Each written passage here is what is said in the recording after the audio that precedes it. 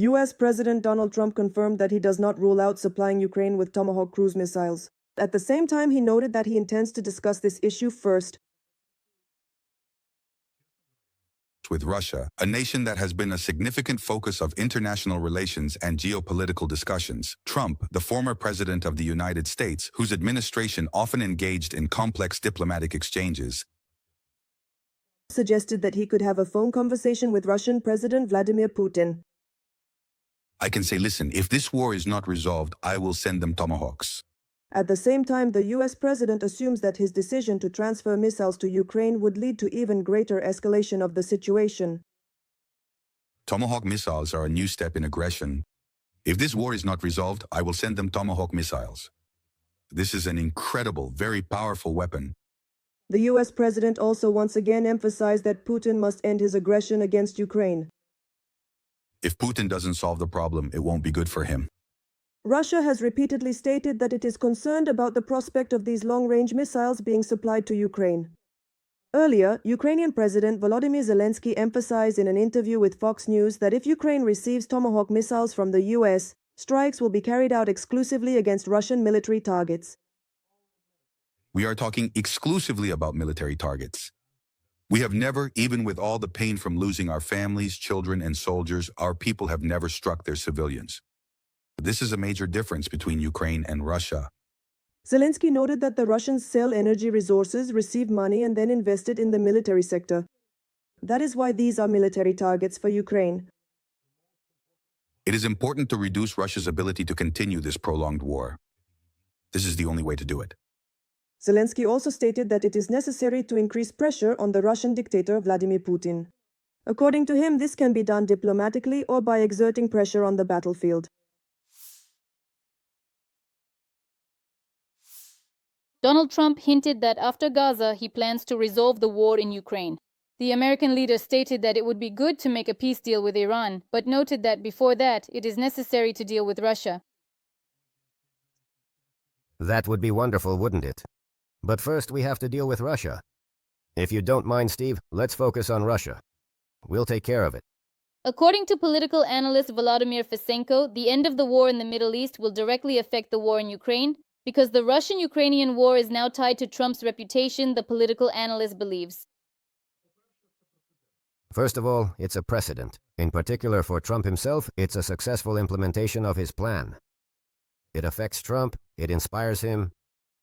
If it worked in Israel, in the Gaza Strip, then why not try to do the same with the Russian-Ukrainian war now?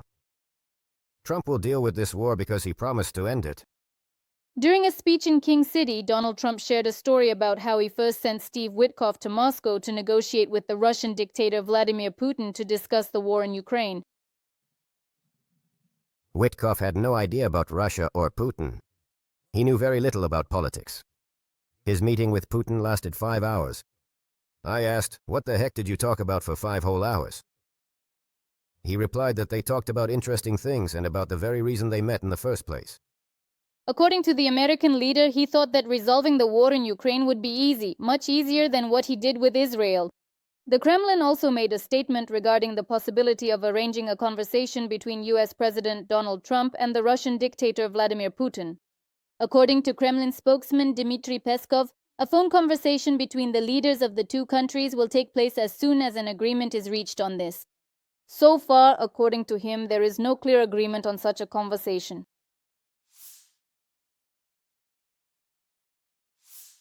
US President Donald Trump announced the end of the war between Israel and Hamas. He stated that Hamas is adhering to the disarmament plan. Also in the Israeli government, Trump signed the guest book, writing, "It is my great honor, a great and wonderful day, a new beginning. The Hamas movement will fulfill all the agreements stipulated by the peace plan," the US president stated. All 20 Israeli hostages have been released. Hamas handed over another group of 13 people to the Red Cross, and they are being reunited with their loved ones.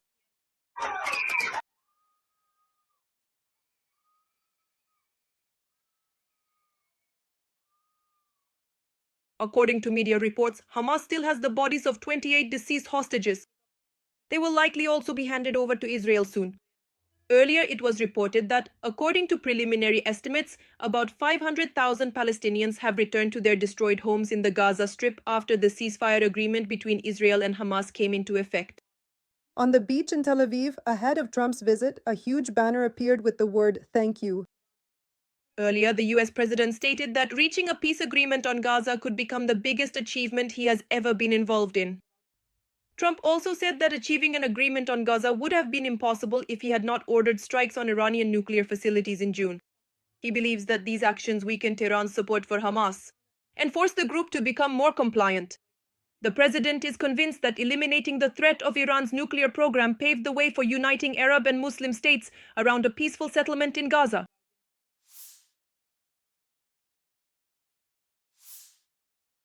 A clear signal. NATO is launching exercises starting October 13th to strengthen the alliance's readiness for nuclear deterrence. The Netherlands is serving as the main host country. This was reported by the alliance's press service. Approximately 70 aircraft from 14 allied countries and 2,000 personnel will take part in the exercises. The main base will be the Volkel Air Base in the Netherlands. Among the combat aircraft involved will be Dutch F-35 fighters, as well as reconnaissance, refueling, airborne and command and control aircraft from the Allies. As NATO Secretary General Mark Rutte noted, these measures also send a clear signal to any potential adversary that NATO is ready to defend its allies. This is an annual and routine training exercise, and we need to do this because it helps ensure that our nuclear deterrence capability remains as reliable, safe, secure and effective as possible. Meanwhile, off the coast of France, a Russian submarine armed with Kalibr missiles surfaced. Reports indicate a serious malfunction. The vessel in question is the diesel-electric submarine B-261 Novorossiysk, which reportedly has significant technical problems on board. The channel VCHK-UGPU reported the malfunctions on September 27th. According to their information, due to damage in the fuel system of the Novorossiysk, which is on combat duty in the Mediterranean Sea, fuel is leaking directly into the bilge. Submariner and Dr. Leonid Zelensky explained that such a situation threatens either a fire or poisoning of the crew by fuel vapors. With such a combination, it is very dangerous for the submarine to dive, because when there is a high concentration of diesel fuel, the boat must be constantly ventilated. In order to do this, it has to remain on the surface at all times. The expert also believes that the Russian Navy tried to keep the incident quiet and did not ask for help in time.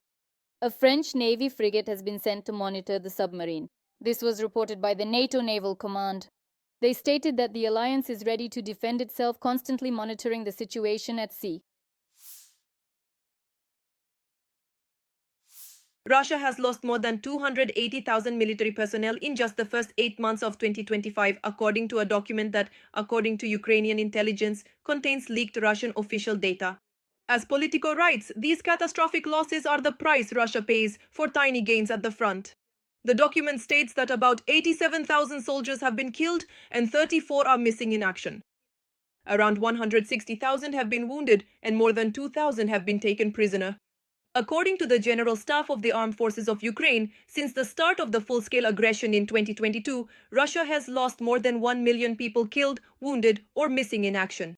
On average, the Russian Federation loses about 1,000 soldiers every day. Russia's attempts to boost military recruitment through high financial incentives are losing their effectiveness. This indicates that the main method of attracting volunteers to participate in the war is starting to exhaust itself. The number of people signing contracts with the Ministry of Defense of the Russian Federation is no longer growing, even in those regions where the largest payments are offered. Everyone who wanted to make money from the war has already signed up. This was reported by the Institute for the Study of War. The constant increase in payments and the expansion of the social benefits package for military personnel indicate a slowdown in recruitment and the Kremlin's attempts to find new incentives for enlistment.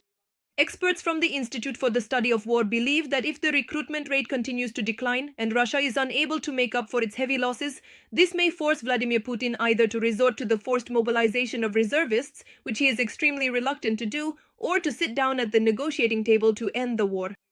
Meanwhile, Ukrainian defenders managed to push back Russian occupiers near 4 settlements in the Donetsk region, according to the monitoring project Deep State. In the Pokrovsk direction, Ukrainian defenders succeeded in destroying 2 artillery systems, 2 vehicles, 12 UAVs, and a relay antenna. as well as electronic warfare equipment. The Ukrainian armed forces also struck 4 UAV control points and 6 shelters for enemy personnel. The head of Chechnya, Ramzan Kadyrov, is being criticized by Z bloggers, and the Central Bank of Russia refuses to print Grozny on the banknote. And all this is because of a spat with Deputy and General Vladimir Shamanov. On September 25th, the deputy delivered a harsh critique of the bill initiated by the Chechen parliament to rename settlements in Chechnya, according to Novaya Gazeta Europe.